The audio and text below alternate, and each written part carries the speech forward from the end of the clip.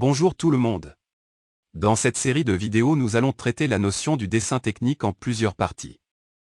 Comme première étape nous allons commencer avec une introduction sur le dessin technique. Si vous avez une idée d'un produit ou un objet technique et on veut transmettre cette idée à une personne, vous allez utiliser tout simplement une représentation pour bien expliquer cette idée. En effet, il existe plusieurs types de représentations. Tu peux utiliser un dessin à main levée sans prendre en considération les normes du dessin technique. On parle dans ce cas d'un croquis.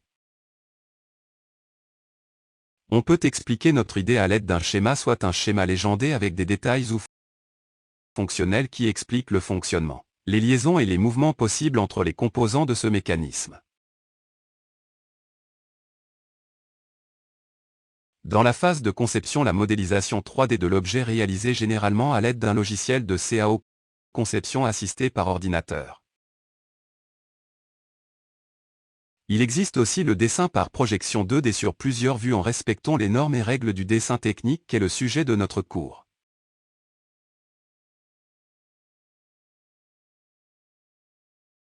Définition. Le dessin technique est le langage de la communication technique entre les différents intervenants des secteurs industriels.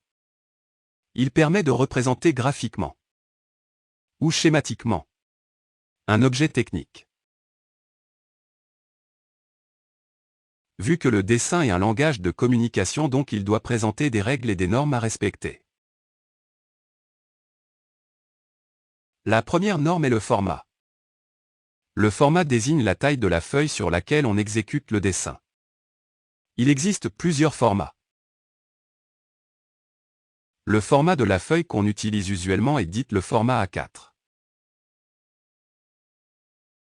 Qui a les dimensions normalisées 297 mm de longueur et 210 mm de largeur.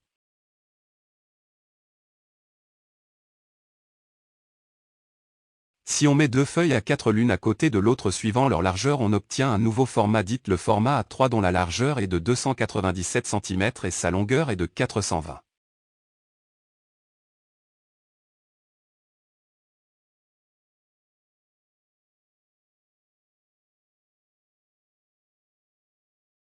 Et ainsi de suite jusqu'on atteint le format A0 qui a une superficie de 1 m². La deuxième norme du dessin est le cadre. Il délimite la zone de l'exécution graphique du dessin. Il situe à 10 mm du bord de la feuille pour les formats courants. Le cartouche aussi parmi les normes du dessin. Il est défini comme la carte d'identité du dessin située au bas du format A4. Il comporte les informations suivantes, le titre du dessin, l'échelle du dessin, l'identité du dessinateur, la date, le format, le nom de l'établissement, le symbole de disposition des vues. Le traçage du cartouche est réalisé en respectant les dimensions suivantes. Voici un exemple des éléments qu'on peut inscrire sur un cartouche. L'échelle du dessin. La norme de représentation. Soit européenne ou américaine. Le format de la feuille. La matière de l'objet. L'établissement. Nom de dessinateur. La date du dessin. La désignation de la pièce. Voici l'exemple d'un cartouche pour une butée réglable.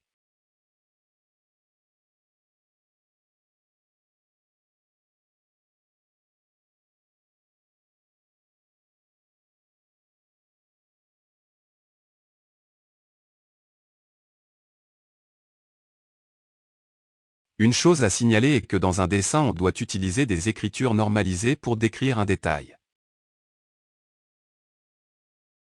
Le but de l'écriture normalisée est d'assurer la lisibilité. L'échelle est aussi parmi les normes essentielles du dessin.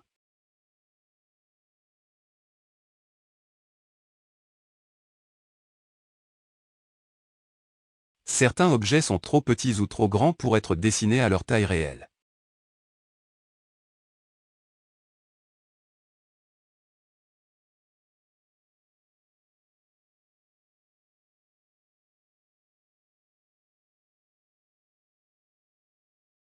L'échelle d'un dessin est le rapport entre les dimensions dessinées et les dimensions réelles de l'objet.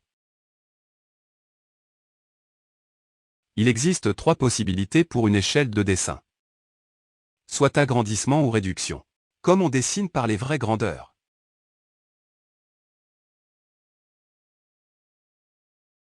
Par exemple, si on veut dessiner cette bicyclette sur une feuille de format A4.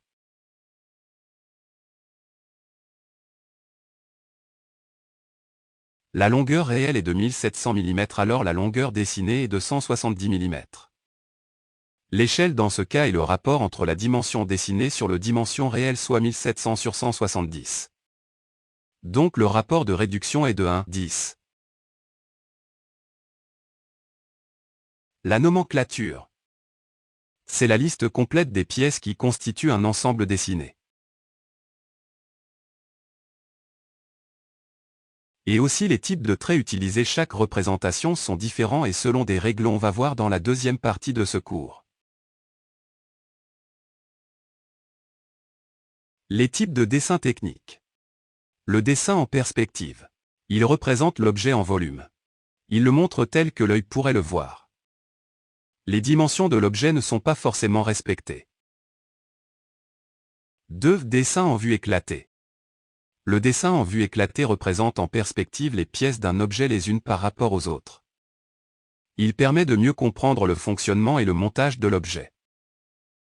3. Dessin d'ensemble. Le dessin d'ensemble représente l'objet en totalité. Toutes les pièces sont numérotées et dessinées à leur emplacement définitif. Il est accompagné de la nomenclature. 4. Dessin de définition. Le dessin de définition représente une pièce de l'objet. Il détaille avec précision ses formes et ses dimensions en vue de sa fabrication. C'est tout pour cette partie. La deuxième partie de ce cours dans la description. À bientôt.